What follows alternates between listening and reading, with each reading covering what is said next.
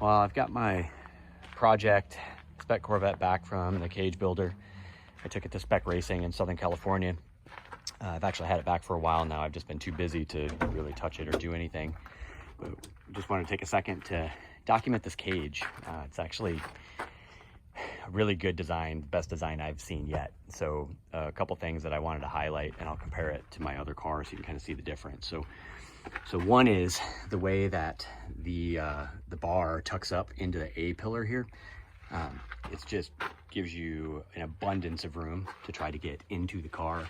And then again, it tucks up and gives you quite a bit of headspace, which is pretty cool. They had some gussets that I haven't seen in a lot of designs. So, you know, one here to brace the upper hoop, and then one back here. You know, typically I see much smaller gussets like what I'll show you on my other car. But it gives us quite a bit more, I guess, rigidity in the event that you need it. Hopefully I'll never need it. In this case, I opted to get the Nascar door bars, which does require cutting out and clearing out the door. They have an option not to do that and to go with just an X bar across there where you can keep your windows in and whatnot. The other side, I did the same thing for a couple reasons. One is because I would like to have the option to put a passenger seat in here and be able to use it as a training car.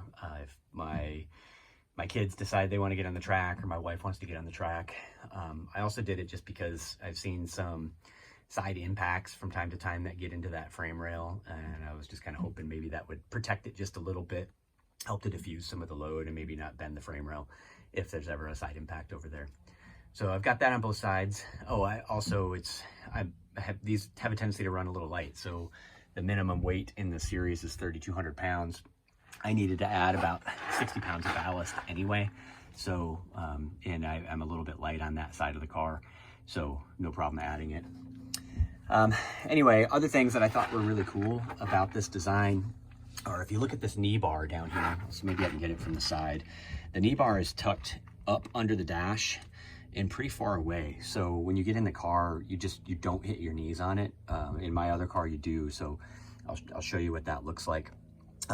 Putting it up that high does require that you move the ignition key. And they actually have this, they make a dash plate that has a spot to relocate the ignition key to, so that ends up being really easy and no biggie. The other thing is the way that they mount to the frame rails.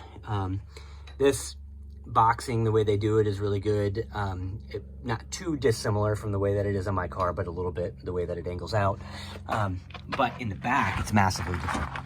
So in my other car, the way that they came down to the frame rail, I don't even know how to describe it. I'll just have to show you. But here, let's see if I can show it.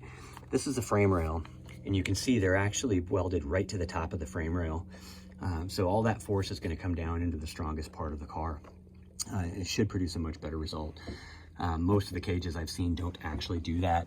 They end up attaching to the side of the frame rail over here, or worse yet, come down to the floor, which has pretty much nothing to support you. So those are some of the big things. Up top, there's quite a bit of head clearance. They've actually modified the design to make sure that you can get quite a bit of headroom with no risk of actually bumping your head. I'm not a particularly tall guy, so not that big a deal for me, except that I have to raise my seat because I have a short torso, like I had mentioned in a previous video. So I would still run the risk of bumping my head, but I don't have that risk here with this design. Just coming over here to give you another glance. You can see the door, or the knee bar, actually running underneath, and see essentially where it comes back around to. And then in the back, I opted, they have an option for the X bar in the back. I went ahead and did that just to get the extra rigidity in here. I don't know that it's going to make a ton of difference, but went ahead and went for it. The car tends to be a little bit light in the back anyway, so I thought that was going to be okay. So, and again, the bars are tucked up nice and high over here. So moving over to this guy, you can see already just a massive difference in the way that the bar tucks up, or doesn't in this case tuck up. We joke that I could probably crawl out through there if I needed to, but just this little bit of loss of space there makes for a really difficult time getting out of the car. And of course, if you ever race with NASA, they're going to time you. You need to be able to get out of the car in less than 10 seconds. And it's tough to do with all your gear on. So really good to have as much exit room as you can. So having this bar come down is kind of a bummer. So I've got that going on. In here, I'm okay with my headroom.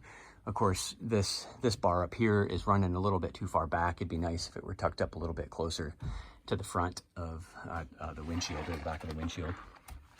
My knee bar in this particular case is running much closer to where I'm at as a driver. So when I get in, it actually makes it substantially more difficult to get in. I have to contort my knees because I have pretty long legs, short torso but long legs. I have to really curl myself up in a ball to try to get in and out of the car between this thing that I'm bumping up against and the A-pillar bar. And then the other major thing on this cage, just to give you the comparison, let's see if I can get my window head out of the way, is the way that I'm attached down here.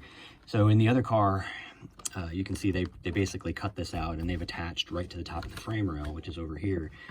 In this case, what happened is they welded basically a 90-degree bend onto the side of the frame, and then took this, took the main hoop down to the floor.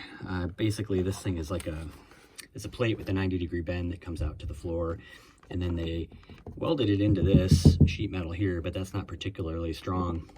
So really the strong part is the frame rail over here. So essentially I'm being supported from the side. I'm welded onto the side here, and then I've got the support from the 90-degree bend.